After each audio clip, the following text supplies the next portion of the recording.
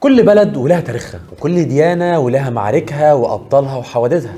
انتوا بقى ايه اللي تعرفوه عن تاريخكم؟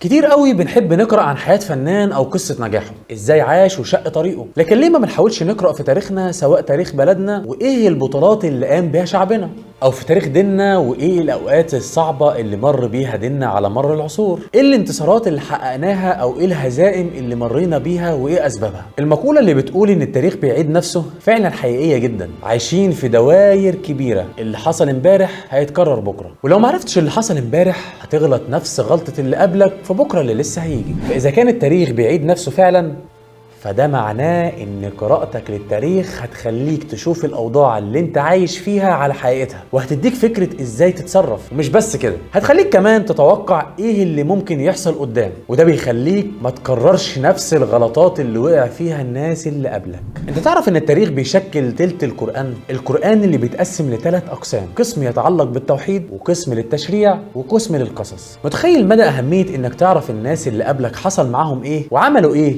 وايه نتيجة اللي عملوه؟ في ناس كتير يهمهم انك كمسلم وكعربي ما تعرفش حاجة عن تاريخك، ما تعرفش انك قوي وانك تقدر تحكم العالم، ما تعرفش ان ليك بطولات سابقة من زمان قوي. يهمها جدا انك ما تعرفش، عشان لو عرفت حقيقتك القوية هتلاقي نفسك بتعمل بطولات جديدة اكبر واقوى، وده اللي بعض الناس مش عايزاه. فبيحاولوا طول الوقت يحطوك في دايرة انك ضعيف وانك مش قادر وانك ما عندكش تاريخ يقول انك عملت بطولات قبل كده. بيلعبوا دايما على انك نسيت تاريخك او انك من الاصل ما تعرفوش، وبيمسحوا اي معالم عن ماضيك، واحيانا بينسبوا ماضيك القوي ليهم هم. ولانك مش عارف اصلا ماضيك بتصدق بمنتهى البساطة وتستسلم للفكرة. قراءة التاريخ ليها فوايد كتير. ازاي عالم او دكتور هيطور حاجة بدون ما يقرأ اللي سبقوه وعملوا ايه وايه الاخطاء اللي وقعوا فيها؟ والا اذا كل واحد هيجي يعمل نفس اللي قبله عمله، يبقى مش هيبقى في تطور للعلم، وما كناش وصلنا لكل التكنولوجيا والعلاجات الطبية اللي احنا واصلين ليها دلوقتي.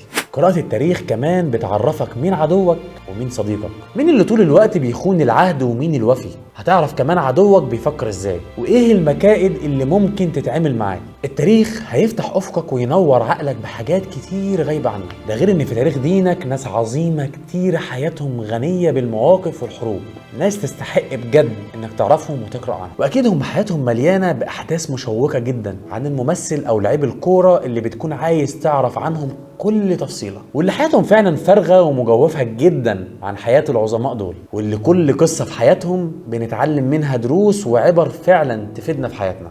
التاريخ أعظم معلم على مر العصور، ولو ملكش ماضي تتعلم منه عمر ما هيكون ليك حاضر أو مستقبل مليان بالبطولات اللي تتشرف بيها. وزي ما قال ابن خلدون، المغلوب مولوع دائما باتباع الغالب، واحنا عايزين نكون المنتصرين اللي نحقق بطولات وامجاد زي اجدادنا اللي سبقونا. اعرف تاريخك وتاريخ دينك، لانه اعظم تاريخ مليان بالبطولات والانتصارات والفتوحات العظيمة، وكمان المكائد اللي اسقطت اصعب واشد الاعداء. ما تمشيش ورا القطيع، واعرف انت مين وقدرتك ايه وتقدر تعمل ايه. السلام عليكم.